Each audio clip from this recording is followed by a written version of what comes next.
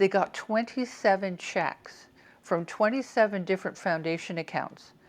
And they came in and said, I don't understand what this is.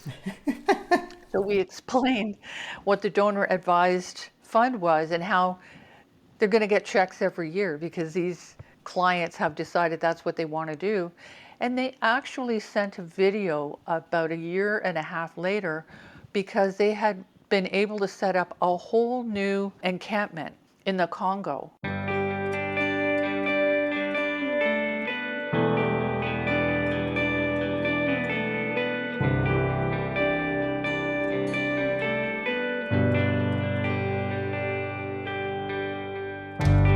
Welcome to Women's Wealth Canada. I'm Glory Gray.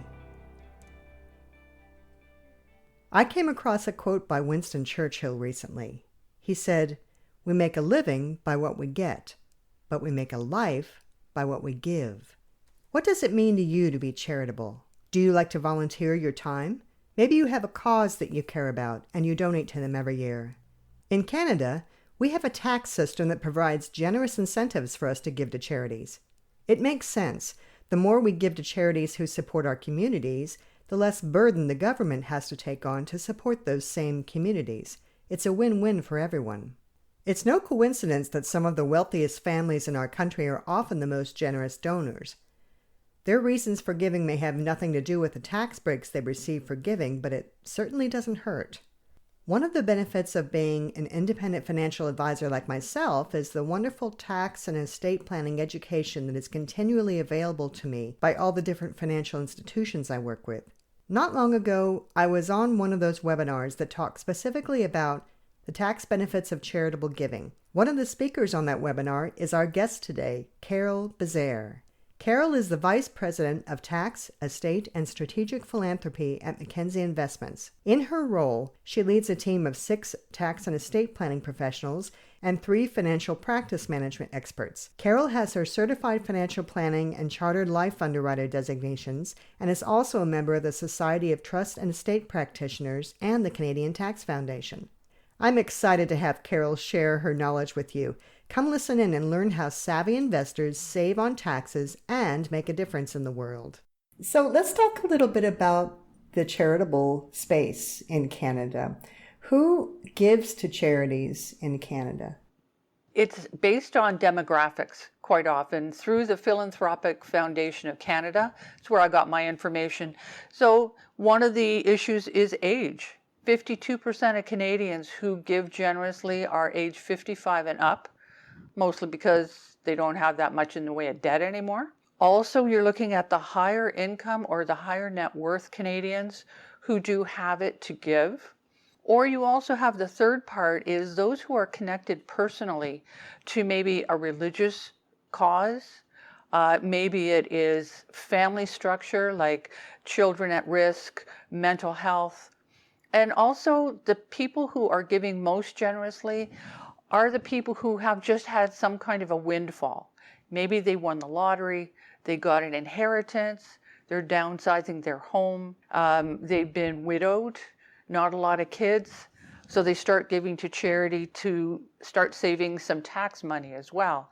So the demographics are pretty good, but the really good trend right now is the millennials. Because they want to be socially responsible, they're starting to look at charitable giving as a way to give back. And if they can make a donation on their smartphone, they're happy doing that. Are they interested also in regular ongoing donations, kind of a Netflix idea, membership idea? So everything works the way the generations work. So millennials do like the computer savvy stuff. But people 55 and older like a little more structure in what they do, and they like more transparency, which is where a donor advised fund comes in. Okay. So what are the tax benefits of giving to charity? The way that the government has set up the tax credits, now this is a non-refundable tax credit, which means if you have more tax credit than you have tax to pay, you don't get a refund. But if you have more tax credit left over, you can use that excess in any of the next 5 years to lower your taxes. So it's almost like prepaid tax. So British Columbia is one of the most generous for tax credits for individuals. It's at 47.7%, which means you don't get a dollar for dollar deduction, you get a credit against your taxes. So for a $1,000 donation with 47.7%, it means you're going to get a tax credit of $477 to be used against up to 75% of your net income in any one given year. So it's anything over $200 will get that 47.7%. And it varies by province. It's not a write-off. I'm not reducing my taxable income. I'm actually reducing the amount of tax I owe. That's right. So what many people forget is it's not, if you donate $1,000, you don't get a $1,000 tax credit. You get the federal and provincial, and it varies by province. So in BC, it's 47.7%. What if, and this is where I get excited.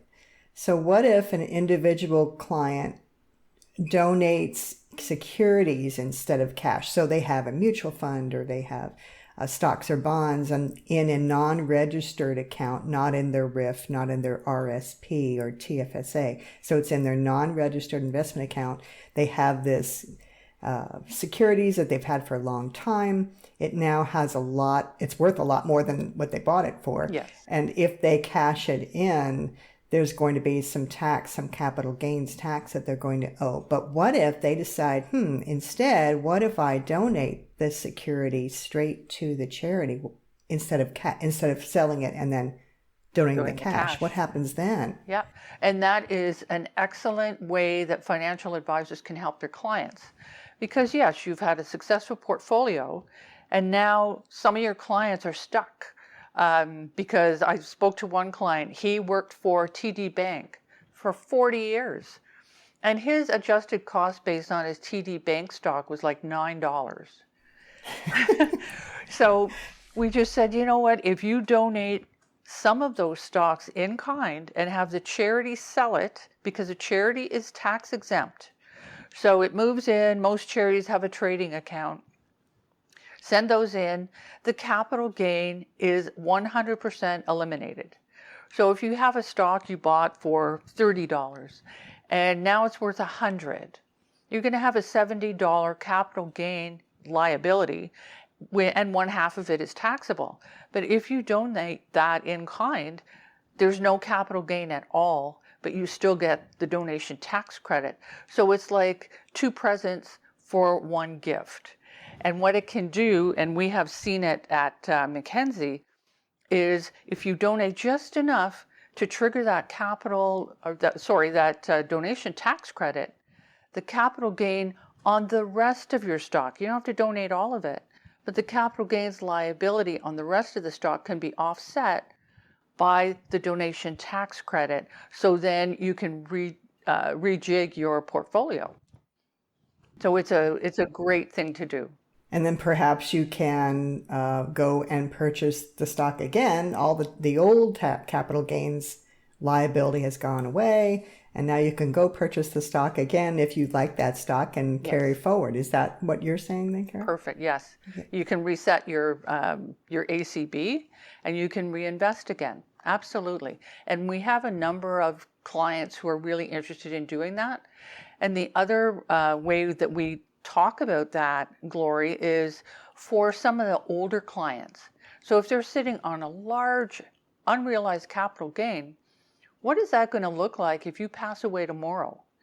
Do you want to give to the government, or do you want to give to society and preserve more of your estate by looking at strategic philanthropy and maybe an in-kind donation now? So how do Canadians give? What are the vehicles in which they can give?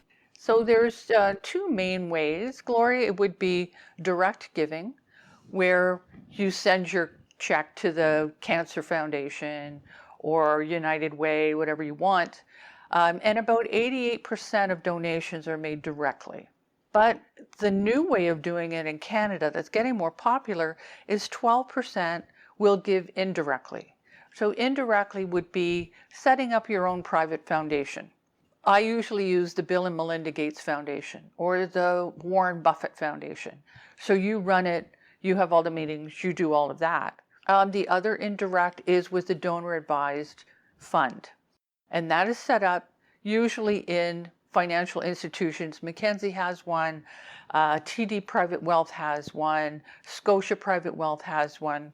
And what that is very similar to your own private foundation, but it's all set up for you as the donor.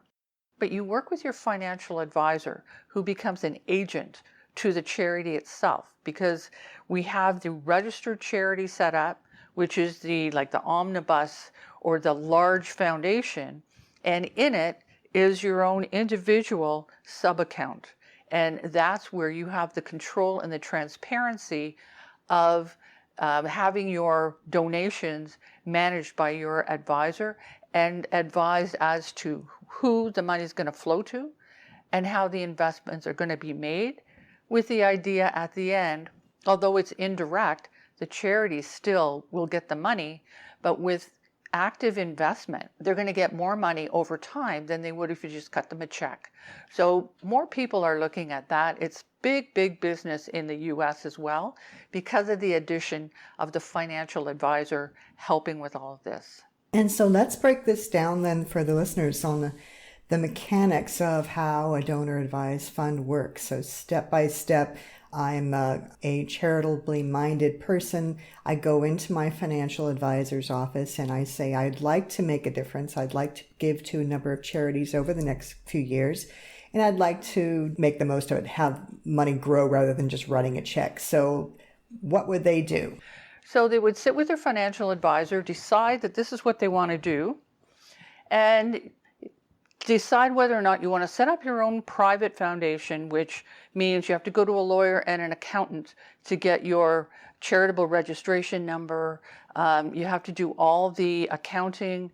You have to do the tax filings. You have to have quarterly meetings of your board of directors or board of trustees. Or you can work with your advisor and say, okay, I want to set up my donor advised foundation account.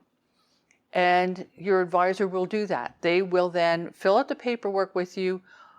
First thing, Glory, would be, what do you want to call your foundation?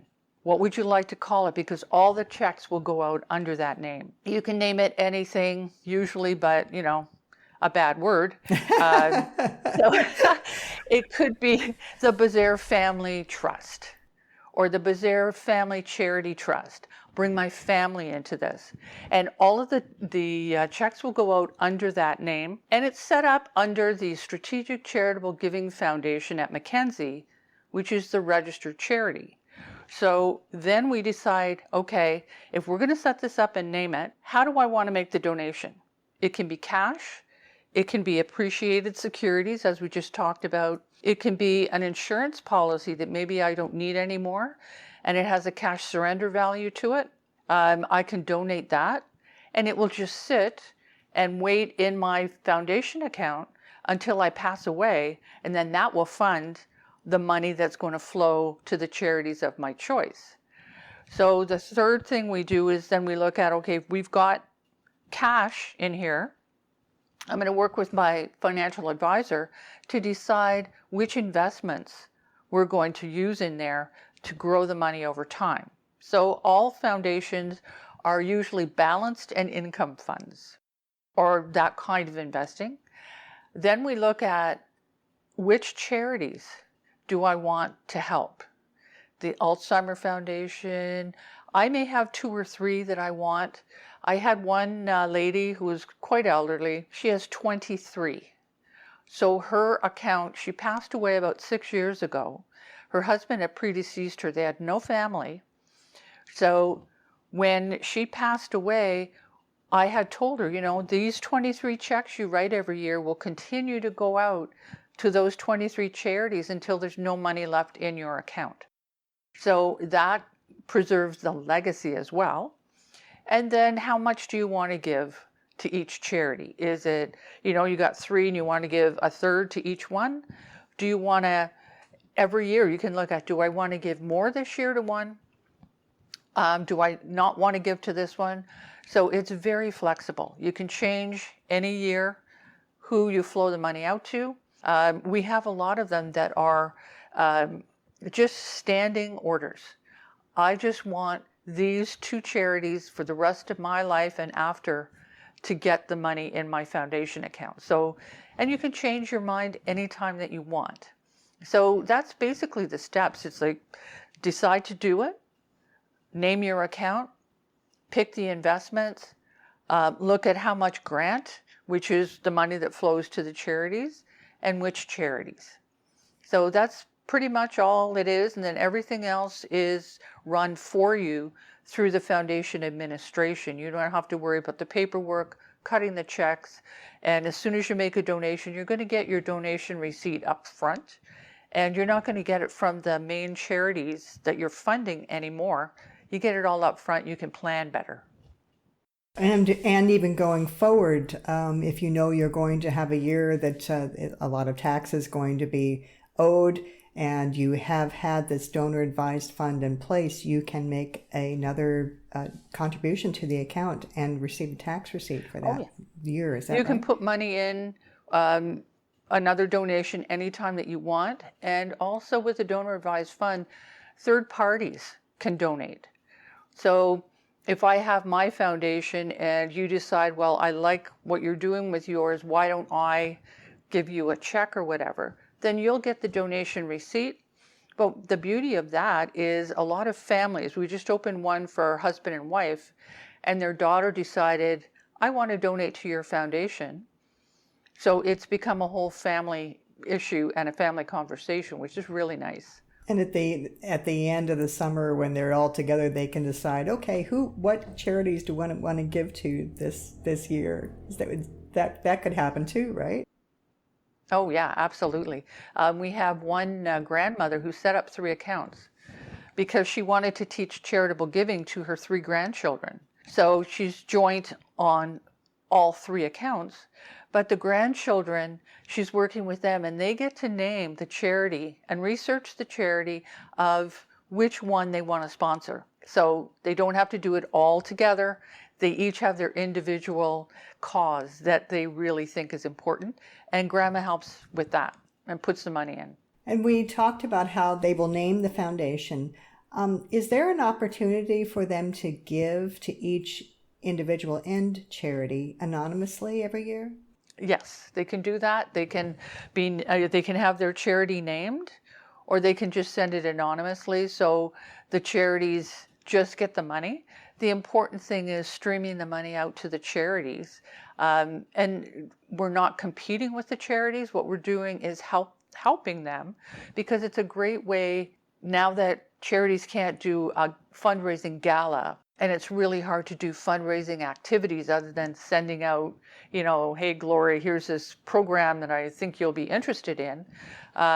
Now, this is a way to continually help fund them so that they can meet their budget constraints, especially during the pandemic. And that is something that the charities are very, very grateful for. Absolutely. So let's kind of run through and summarize all the advantages of donating using your own donor advised fund. So we talked about it's possible if you want to give anonymously. You can work with your family members and whoever donates, any third party actually who donates to your account will receive a tax receipt for that. What other advantages? Then let's wrap them all up here. Well, with the donor advised fund as well, it is a legacy. How do you want to be remembered? So one of the accounts I sold, the gentleman was 95. He had no family. And what he wanted to do was fund 2 specific charities. So we set up the account and he named it because what he was worried about, Glory, was that his last name would run out when he passed away. Oh, yeah. So he opened his account, he named it, he didn't fund it. What he did was he went to his lawyer after he opened the account and had the name of the account. He went to his lawyer and he tied his estate to his foundation account. And when he passed away a couple of years later, the advisor who had helped him with this got the $3 million estate, and now Every year, those two charities receive a 10% grant out under the name of that charity. So his legacy is going to live on for quite a number of years until all the money runs out. And that's what was really important to him. So you can do it. You can donate during your lifetime. You can set a donor advised fund account up and not even fund it until you pass away or you name your foundation account on your insurance policy. So many different ways that you can utilize a donor advised fund that maybe you can't do when you're doing a direct donation. So it does not have to be funded initially once it's opened. Correct. So it'll just sit there as a shell. There's no admin fee on it. There is, with a donor advised fund, there is an administration fee that is attached to the account. But that is because if you have your own private foundation, you're paying accounting fees and you're paying for tax returns. So with the donor advised fund, it's the foundation administration that will process all of the donations, will produce the donation tax receipt, and does all the reporting. The mega foundation that's already set up at Mackenzie, the Strategic Charitable Giving Foundation, has the board meetings. They do all of that. They oversee everything. So you can rest assured that your money is being taken care of and you have the transparency of seeing what's happening and choosing the charities, changing your mind, whatever you want to do, but you don't have the work. And that's considerably less expensive for the donor. And the Strategic Charitable Giving Foundation, their whole purpose is to help these donor advised funds get to the charities that they want to. That's correct. Yeah. And they make sure that if there is any litigation, like sometimes, Gloria, you're going to have a charity, and that's a challenge that they have. Maybe they're named in the will, but the other beneficiary family members don't want the money to go to charity, they want it. So even with your donor advised fund, if that comes up, the board at the Strategic Charitable Foundation will take care of that, and your family members don't have to worry about it.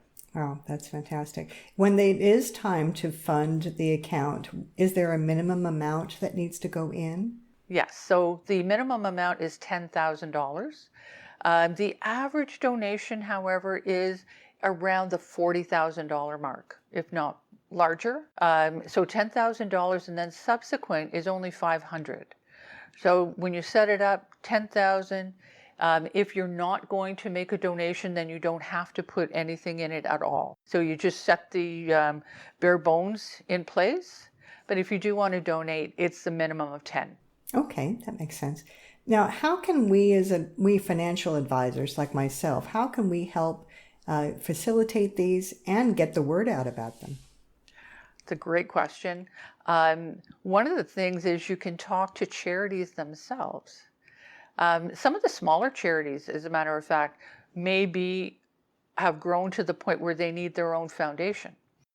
And if they don't want to spend the money on it, a donor advised fund can do that. So they set it up as a foundation account, and then they just stream the money to themselves. They can do that.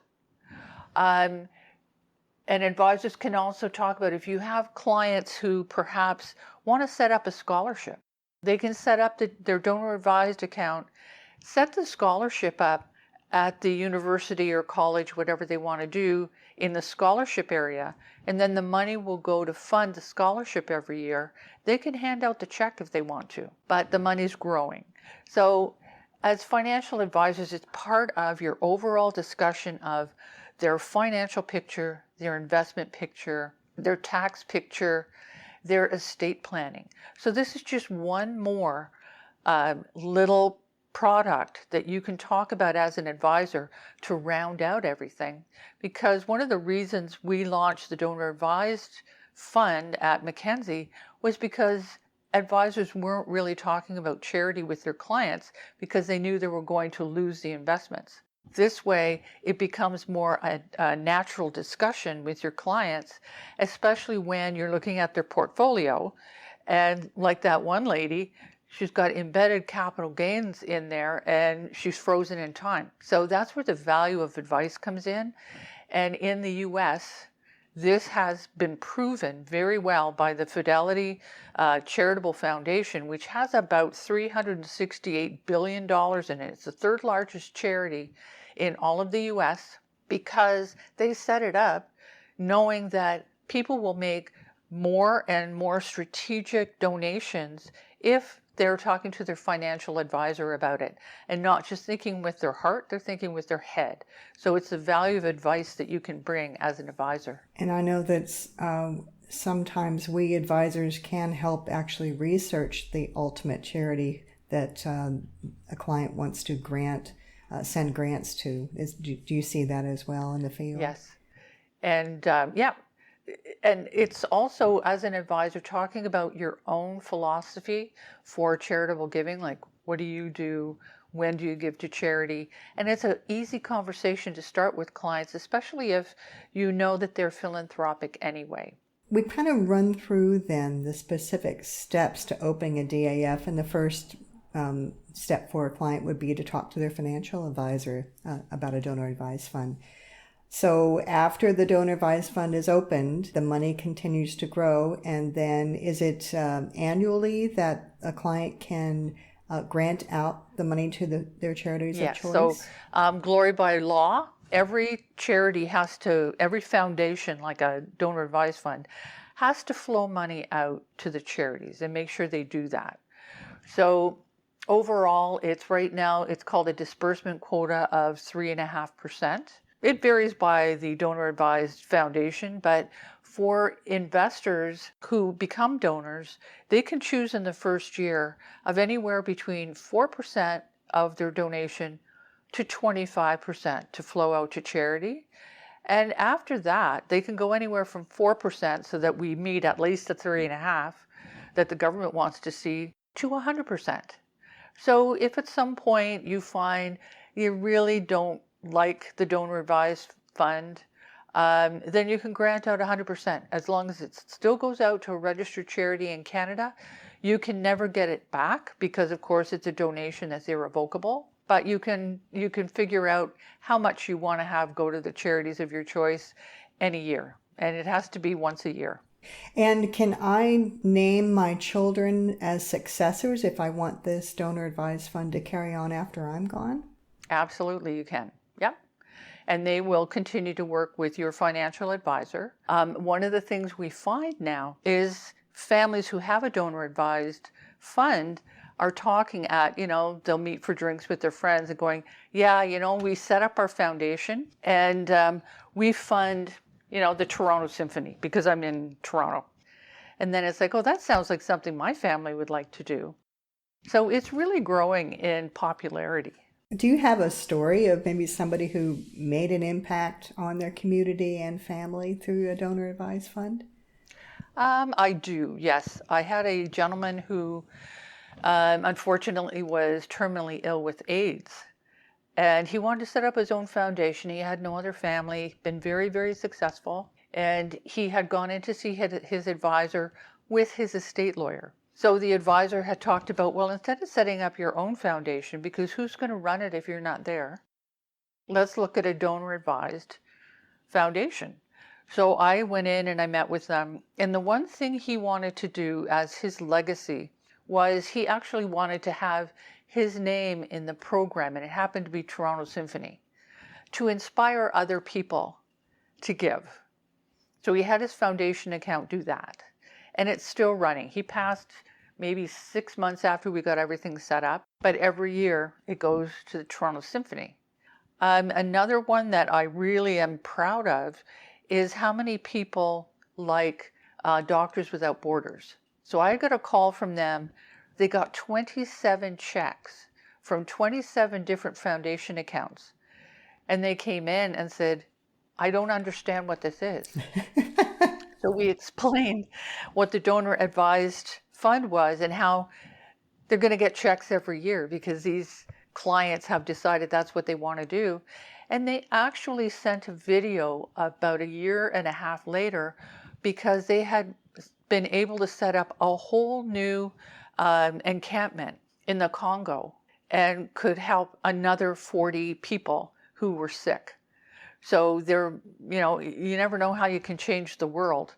But I love that story because Doctors Without Borders is doing such great work. And once they understood what it was like, oh, we get this every year. It's like, yeah, unless the donor decides they want to change their mind. Yes. That's fantastic. And when the donor passes, as in the situation with the gentleman who left his grants to the symphony, does the will designate the instructions to the financial advisor as to what is to be done going forward then? Yes, he had, Glory, he had he'd filled out all the paperwork, and then he tied his will to his foundation account. So after everything was settled by the estate lawyer, it was about $2.5 million that went into the foundation account for this gentleman, and his advisor continues to oversee the investments and make sure that everything goes smoothly. So his wishes are to a T being met. That's fantastic. I love hearing these stories about making a difference, and that's why so many people are interested in these donor advised funds in the first place, is because they want to make a difference. They want to see that something is being done. It's almost an immortality giving to charities, because there's something larger than ourselves. There's something that lives beyond us. I just think it's just so wonderful. So what steps should an investor take then if they're interested in a donor advised fund? If they're interested, they should first talk to their financial advisor. Do they know about it?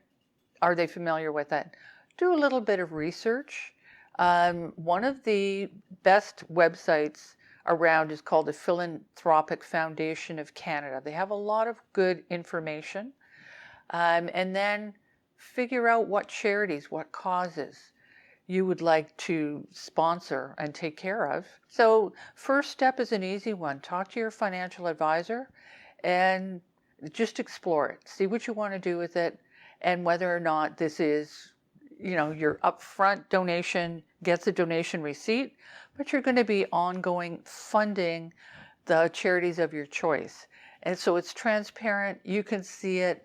You can touch it. And that's what a lot of people like to see is, okay, it's not all going to administration. That's one of the things people worry about. So it's just, explore it. Talk to your financial advisor and see how this can fit in with your overall financial and estate plan and investment plan. And it's a good conversation to have. And those conversations can ultimately lead to us making such a difference. So thanks so much for your time today, Carol. Appreciate you being on Women's Wealth Canada podcast. Well, thank you so much for having me, Glory. My thanks again to Carol Bezaire, Vice President of Tax, Estate, and Strategic Philanthropy at Mackenzie Investments, for joining us today. Do you have a story of a charity that has made a difference to you? Send me an email. I'd love to hear about it.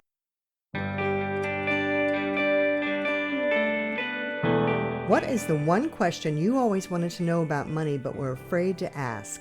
Email us at hello@womenswealth.ca with your question, and we may feature your question in a future episode. Want to review this episode later in a text version? You'll find transcripts on our blog at womenswealthcanada.com. Until next time, this is Glory Gray, your personal trainer for financial fitness, telling you to take charge of your finances, plan for the future, but most of all, enjoy today. And bye for now. This podcast is for informational purposes only and should not be construed as investment, tax, or legal advice. It is not an offer to sell or buy, or an endorsement, recommendation, or sponsorship of any entity or security cited. Mutual funds offered through Portfolio Strategies Corporation. Other products and services provided through Glory Gray Wealth Solutions.